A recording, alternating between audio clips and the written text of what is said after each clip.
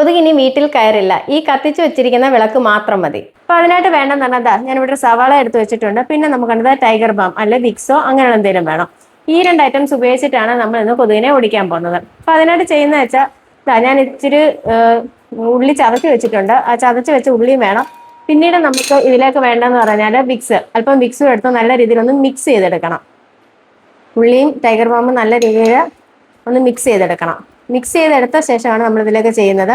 അപ്പോൾ ഇതിൻ്റെ ഒരു സ്മെല്ലൊക്കെ അടിക്കുന്ന കാരണം കൊതുക് നമ്മുടെ വീട്ടിലേക്ക് വരത്തില്ല.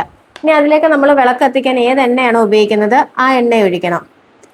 അല്പം എണ്ണയും ഞാൻ ഇതിലേക്ക് ഒഴിച്ചിട്ടുണ്ട്. ഒഴിച്ച ശേഷം നമുക്ക് തിരിയിട്ടിട്ട് ഇതൊന്ന് കത്തിക്കണം. 1 2 തിരി ഇട്ടാൽ മതി. തിരി ഇട്ടിട്ട് വേണം നമുക്കിതൊന്ന് കത്തിക്കാൻ. അപ്പോൾ കൊതുക് തിരി ഇട്ടിട്ടുണ്ട്. ഇനി നമുക്കിതൊന്ന് കത്തിക്കാം. നമ്മൾ ഏത് വിളക്കത്തിക്കുന്ന ഏത് എണ്ണയാണോ ഉപയോഗിക്കുന്നത് അതെടുക്കാം. ഇപ്പം ഞാൻ കത്തിച്ചിട്ടുണ്ട്.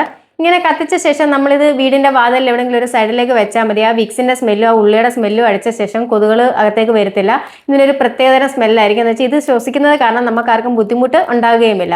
അപ്പോൾ ഇങ്ങനെ എല്ലാവരും ഒന്ന് ചെയ്ത് നോക്കിയാൽ മതി. ഈ രീതി ചെയ്ത് കഴിയുമ്പോൾ നമ്മുടെ വീട്ടിലേക്കുള്ള കൊതുക് ശല്യം ഒഴിവാകും.